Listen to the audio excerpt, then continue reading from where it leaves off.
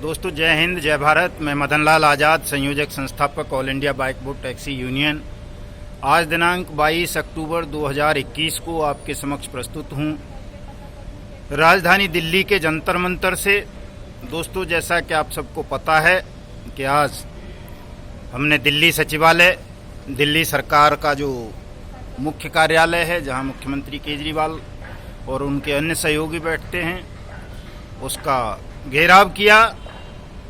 पूर्व निर्धारित कार्यक्रम के अनुसार आईपी स्टेट थाना पुलिस के संरक्षण में या प्रोटेक्शन में कह सकते हैं, और माननीय मुख्यमंत्री जी को दिल्ली में अनियमित जमा योजना पाबंदी कानून 2019 के तहत स्पेशल कोर्ट, कॉम्पिटेंट अथॉरिटी और ईओज का अपॉइंटमेंट करने के लिए ज्ञापन दिया।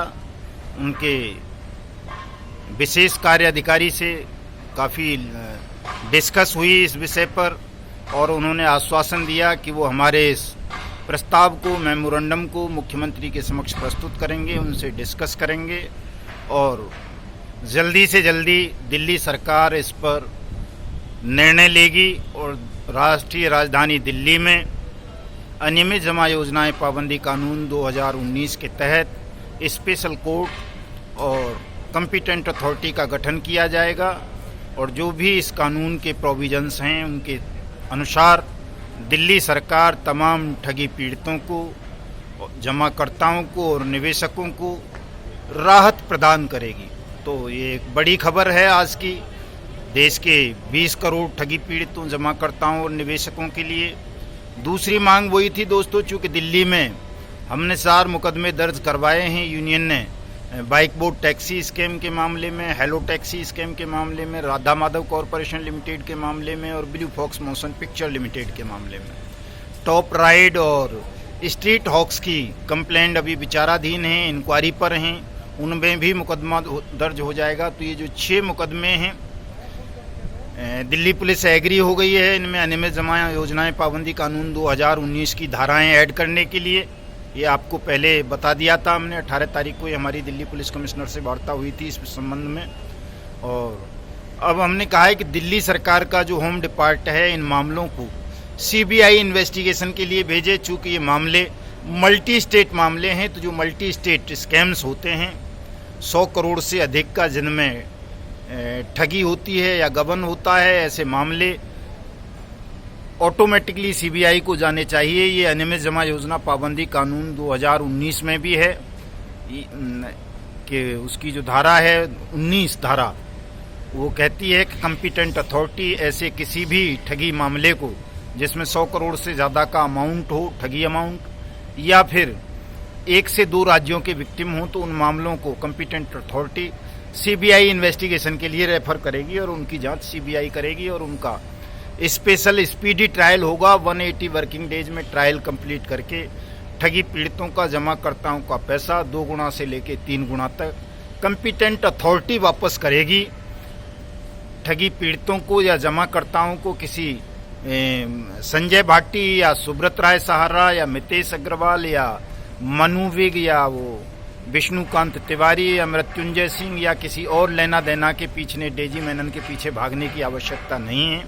यदि आपके साथ कोई चीटिंग हुई है, कहीं कोई धोखाधड़ी हुई है, तो आपको राहत प्रदान करना, आपकी डूबी हुई मेहनत की रकम को वापस करना, ये राज्य का अनिवार्य कर्तव्य होगा। ऐसा प्रोविजन है अनियमित जमा योजनाएं पाबंदी कानून 2019 में, और अब ये कानून दिल्ली में लागू होने जा रहा है। तो मैं समझता हूँ इससे न केवल Bike Bot, Hello Taxi, Top Ride, Street Hawks, Radha Madhav corporation limited, Blue Fox Motion, हमारा वाहन और ये जो सहारा इंडिया, PACL, इस तरह की जितनी भी कंपनी हैं उनके ठगी पीड़ितों को भी राहत मिलेगी। जो भी, चूँकि पल्स का मामला बड़ा गंभीर किस्म का मामला है, 6.5 करोड़ से ज़्यादा उसमें विक्टिम है PACL में, और उसका हेडक्वार्टर, उसका रजिस्टर्ड ऑफिस दिल्ली में था। तो इसलिए जो PACL का यूरिडिक्शन बनेगा, PACL के लोगों की धन वापसी का, वो अनियमित जमा योजनाएं पाबंदी कानून 2019 के तहत दिल्ली का बनेगा और दिल्ली गवर्नमेंट ही उसके लिए उत्तरदायी होगी। तो दिल्ली के मुख्यमंत्री से हमने स्पेशली पीएसीएल के मामले में भी रिक्वेस्ट की है और सहारा इंडिया के सुब्रत राय सहारा, राधा माधव कॉरपोरेशन लिमिटेड के मितेश अग्रवाल वगैरह, ब्लू फॉक्स मोशन के मनु विग वगैरह और बाइक बोट के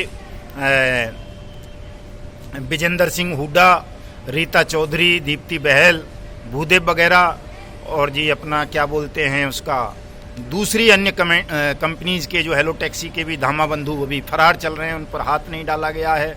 टॉप राइड का अजीत चौधरी फरार बाहर चल रहा है, उसको पूछताछ तक के लिए नहीं बुलाया गया। स्ट्रीट हॉक्स का विष्णुकांत तिवारी अभी ऐसे ही चल रहा है। तो इन लोगों को जल्दी से जल्दी दिल्ली सरकार का गृह विभाग ईओडब्ल्यू को डायरेक्शन दे करके अरेस्ट कराए तमाम लोगों को। तो यही 3-4 मांगें थी मोटी मोटी, उन पर बढ़िया विस्तार से चर्चा हुई है और उम्मीद है कि जल्दी ही आप सबको एक राहत भरी खबर मिलेगी। आपकी जो डूबी हुई मेहनत की कमाई है वो तमाम साथियों को वापस मिलेगी। दोस्तों आज ज़्यादा कुछ बताने के लिए नहीं है, यही खबर है हमारे पास। बाकी कल मैंने बता दिया था कि दिल्ली के लेफ्टिनेंट गवर्नर साहब ने भी दिल्ली के होम डिपार्टमेंट को अनियमित जमा योजनाएं पाबंदी करने के लिए पत्र भेज दिया है। कल उनकी रिप्लाई आ गई थी लेफ्टिनेंट गवर्नर साहब की। तो जिस मामले पर लेफ्टिनेंट गवर्नर भी एग्री हों और दिल्ली के चीफ मिनिस्टर भी एग्री हों, उस मामले में ज़्यादा कोई बाधाएं तो होती नहीं है कानूनी रूप से भी और प्रशासनिक रूप से भी। तो जल्दी से जल्दी अब अनियमित जमा योजनाएं पाबंदी कानून 2019 के तहत दिल्ली में कोर्ट और कॉम्पिटेंट अथॉरिटी का गठन होगा, स्पीडी ट्रायल होगा, आप सबको भुगतान वापस मिलेगा। इसलिए कोई भी साथी हमारा, चाहे वो बाइक बोट के हों, हेलो टैक्सी के हों, आरएमसीएल के हों, ब्लू फॉक्स मोशन के हों, स्ट्रीट हॉक्स के हों और अपना वाया इंडिया के हों या हमारा वाहन के हों या टॉप राइड के हों, उनको कोई तनाव लेने की, चिंता करने की आवश्यकता नहीं है। सभी साथी तनाव मुक्त होकर, भयमुक्त होकर के अपनी अपनी कानूनी कार्रवाई को कंप्लीट करेंगे। चूँकि बहुत सारे साथियों के दिल दिमाग में आज भी ये बैठा हुआ है कि उनकी रकम जो है कोई ठग कंपनी वापस करेगी। दोस्तों ठग कंपनी चाहे जीआईपीएल हो, चाहे एसएमपी इम्पैक्स लिमिटेड हो, चाहे ब्लू फॉक्स मोशन हो, चाहे राधा माधव कॉरपोरेशन लिमिटेड हो, चाहे टॉप राइड हो, चाहे हेलो राइड हो, चाहे गो बाइक हो, चाहे कैची पिक्सल हो, चाहे फ्यूचर मेकर हो, चाहे साइंस सिटी हो, चाहे कोई और हो, एनएमएम एवरग्रीन वगैरह, ये कोई भी ठग कंपनी या ठग सोसाइटी, आदर्श कोऑपरेटिव सोसाइटी समेत आपका पैसा सीधे सीधे डायरेक्ट किसी को भी वापस नहीं मिलेगा। सहारा इंडिया की भी बात कर रहा हूँ, पीएसीएल की भी। इसमें आपका पैसा सरकारी एजेंसीज ने वापस करना है, जो कॉम्पिटेंट अथॉरिटीज़ बनेंगी अनियमित जमा योजनाएं पाबंदी कानून 2019 के तहत। वो कॉम्पिटेंट अथॉरिटीज़ ही तमाम ठगी पीड़ितों का, जमाकर्ताओं का पैसा वापस करेंगी।